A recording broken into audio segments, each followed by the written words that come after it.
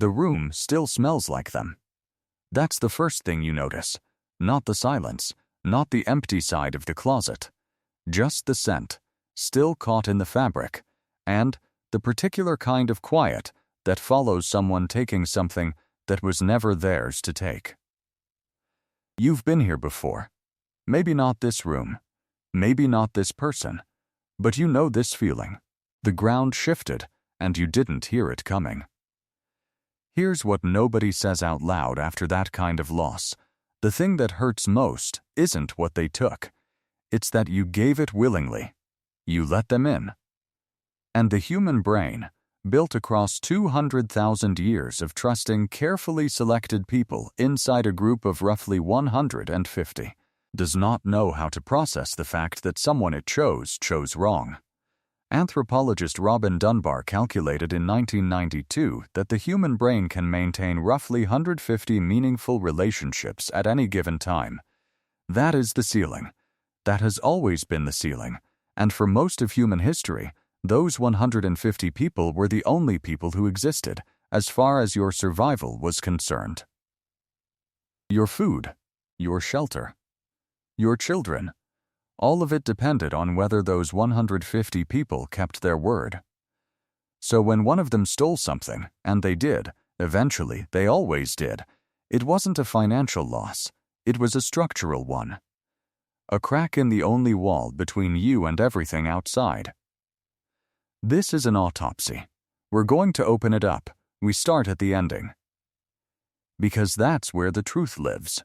The ending looks like this. Roughly 12,000 years ago, somewhere in what is now southeastern Turkey, a woman woke up and her grain was gone. Not moved. Not borrowed. Gone. 6 weeks of labor, every seed measured, every handful protected against the cold, and someone had come in the night and taken it. We know this because the site at Attlehike, excavated over decades by archaeologists including James Mellart and later Ian Hodder's team, contained some of the earliest physical evidence of personal storage. Locked containers, grain hoards built into private sleeping quarters, hearthstones arranged around specifically individual spaces. Someone built walls around their food. You do not build walls unless someone has already come through without them. That's the first record we have. Locked doors. But the stealing came first. What happened before the lock is the question. And the answer is not simple. It is not what you think. And it changes something important about every relationship you have ever had. Let's go back further. For most of human existence, theft wasn't a concept. Not because humans were noble or peaceful or elevated above their nature, but because ownership barely was. Hunter-gatherer bands, the kind our ancestors lived in for tens of thousands of years before the first grain jar, operated almost entirely on enforced sharing. Yale anthropologist Carol Ember, in her research across 186 hunter-gatherer societies, documented that generosity in these groups wasn't a personality trait, it was a survival mechanism. Hoarding food in a nomadic band meant carrying it. You couldn't carry enough to hoard. So you shared, and the group shared back, and the system worked because everyone was equally dependent. Equally exposed, equally without a backup plan. Biologist Robert Trivers named the mechanism in 1971. Reciprocal altruism. I give to you now, you give back later, and we both survive. Simple, elegant, fragile, because it only holds on one condition. Trust, not the soft kind, not the kind you talk about on a first date. Survival trust, the bone-deep assumption that the person standing next to you around the fire is running the same calculation you are. I help you. You help me. Neither of us takes more than our share. That trust wasn't a social nicety in a Paleolithic band. It was, in the most literal biological sense, the entire architecture of the species. And then, Something changed. Around 12,000 years ago, in a narrow belt of land stretching from what is now Israel through Syria and into Iraq, people stopped moving. The Fertile Crescent. Humans had planted seeds occasionally, opportunistically, for thousands of years before this, but somewhere in this period, they planted them with intention. They returned to the same ground. They waited, agriculture, and agriculture did something to the human heart that we are still living inside of. It created something to lose. Before farming, your wealth moved with your body. You couldn't steal my belonging because my belonging was either on my person or abandoned when the group moved. But once you planted a field, once you dug a storage pit, once you stacked grain against the hunger of a coming winter, you had created a fixed point of vulnerability. Something that stayed in one place. Something that someone else could find while you slept. Samuel Bowles and Jung Kyo Choi published a study in 2013 in the Proceedings of the National Academy of Sciences on exactly this moment. They modeled how farming and private property evolved across the early Holocene. What they found was uncomfortable. The earliest farmers were likely better off precisely because they could individually defend what they grew, not communally. Alone, for the first time in human history, the most effective survival strategy wasn't sharing everything. It was building a wall around some things and sharing the rest selectively. That's the moment. That's when stealing was invented, not the act, the concept. Because stealing requires ownership. You cannot take what belongs to everyone. You can only take what belongs to someone. And for the first time, in 200,000 years of walking this planet, something belonged to someone. Sit with that for a second. If that just rearranged something in your head, hit like. Most people have never heard it framed that way, and it genuinely decides whether this reaches anyone else. Now, here is what everyone gets wrong about that transition. We tell the story of early agriculture as progress, civilization, the step upward from wandering. And in some ways, it was.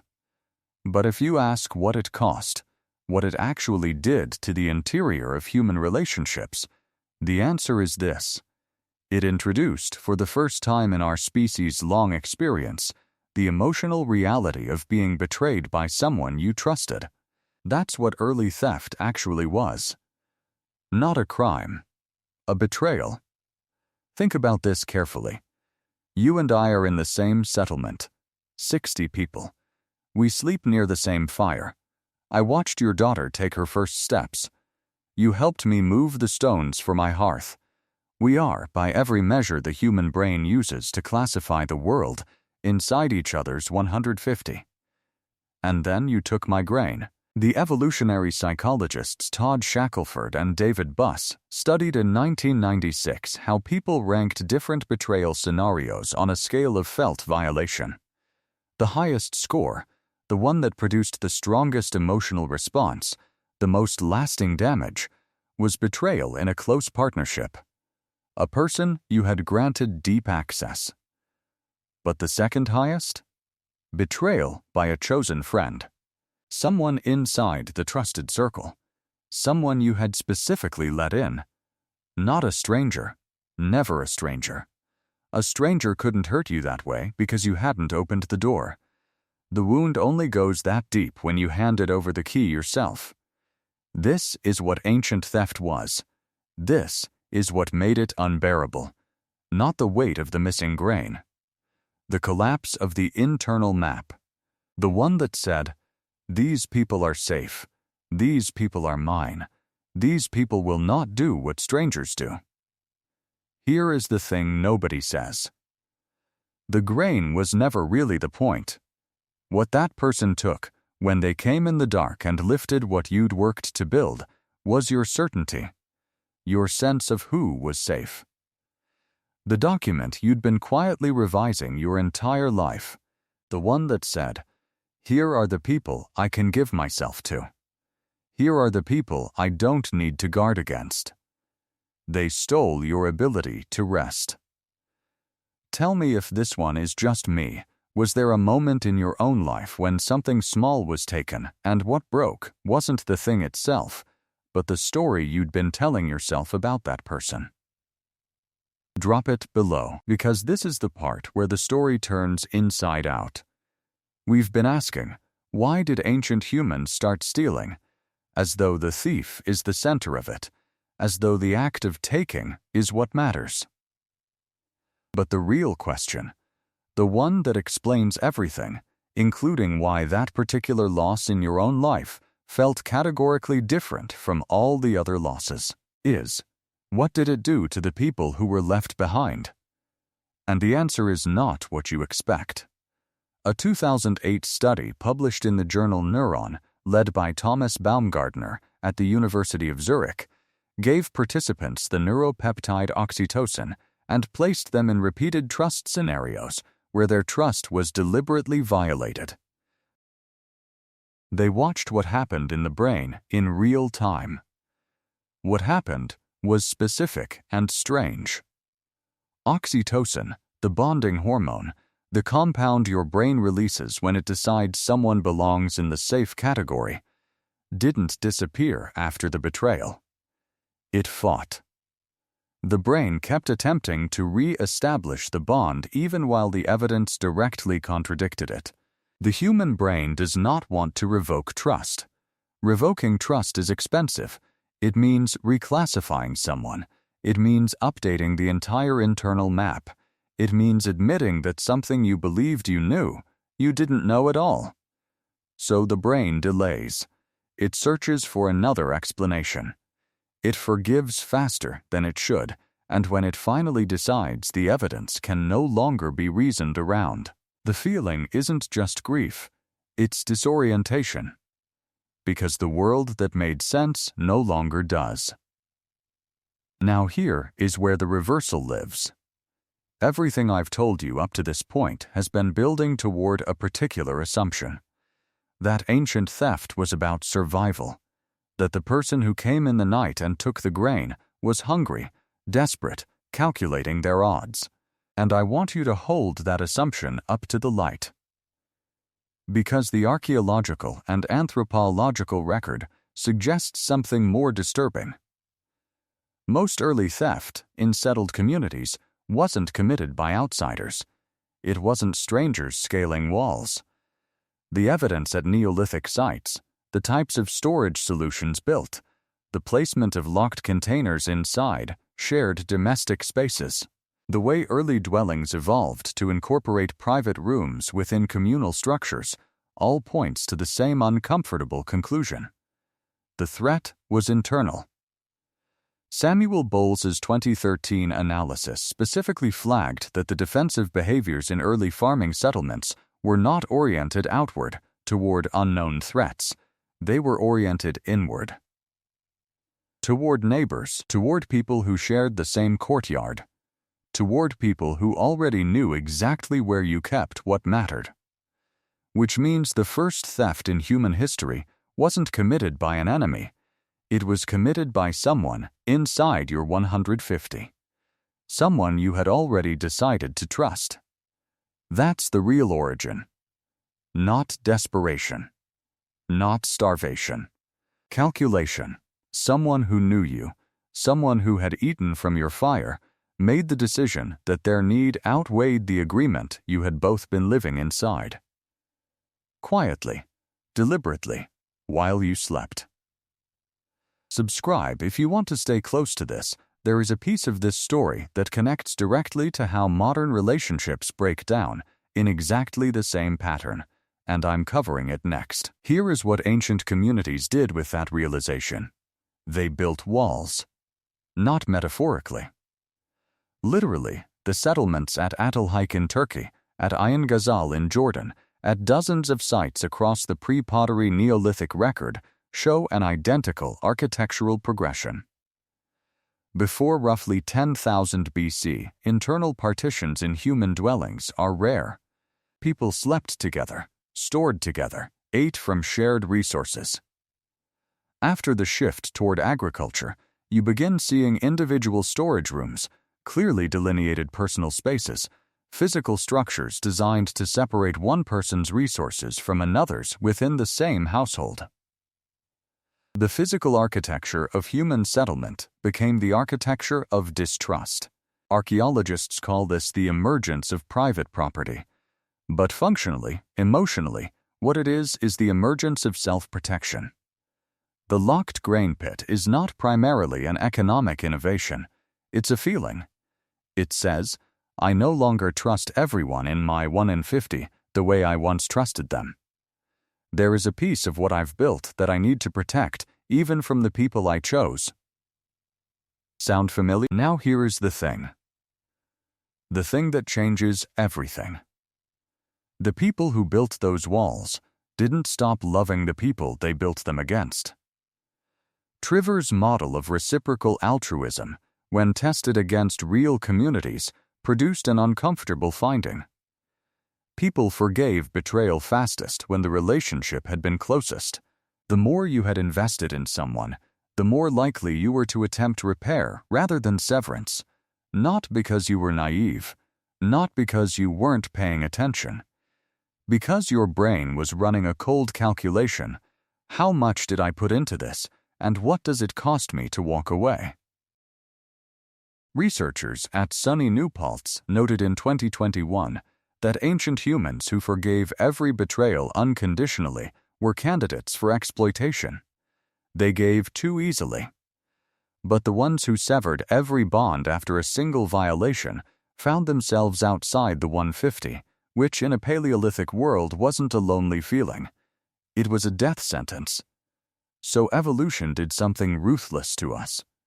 It left us stuck, not fully trusting, not fully closing. Living in the gap between the two, building walls around the grain while leaving the door unlatched for the person we wish hadn't taken it. Unable to fully forgive, unwilling to fully go. Running the same internal argument that Neolithic people ran in mud-walled rooms 10,000 years ago, holding what remains while trying to decide what the wall means. The Code of Hammurabi, written in Babylon around 1753 BC, contains 282 laws carved into a basalt column nearly 8 feet tall. Law 6. If anyone steals the property of a temple or of the court, they shall be put to death. The penalty for stealing from a stranger, from an institution, from an abstraction, death, but historians who study that code will tell you something that gets cut from every summary. The most contested, most emotionally charged theft cases in ancient Babylonian courts weren't stranger crimes. They were disputes between people who knew each other, neighbors, extended family, former partners, people who had once been inside each other's 1 in 50 and had, quietly and deliberately, taken something anyway. The courts weren't full of strangers. They were full of people who had loved each other badly. Which means the Code of Hammurabi, humanity's earliest formalized attempt at justice, is not really about crime. It's about what happens when trust fails inside a small community, and the community tries to build a legal structure around a wound that feelings alone could not contain.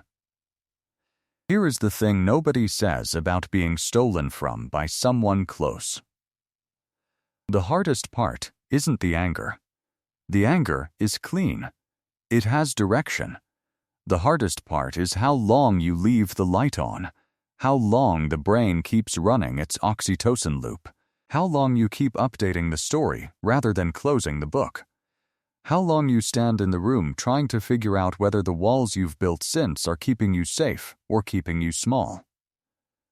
The scale is different now. You are not guarding grain. You are not living in a settlement of 60 people with nowhere to go if the circle breaks. You have options that a woman in Attalike in 10,000 BC could not have imagined. But your brain is still running the same code it ran then.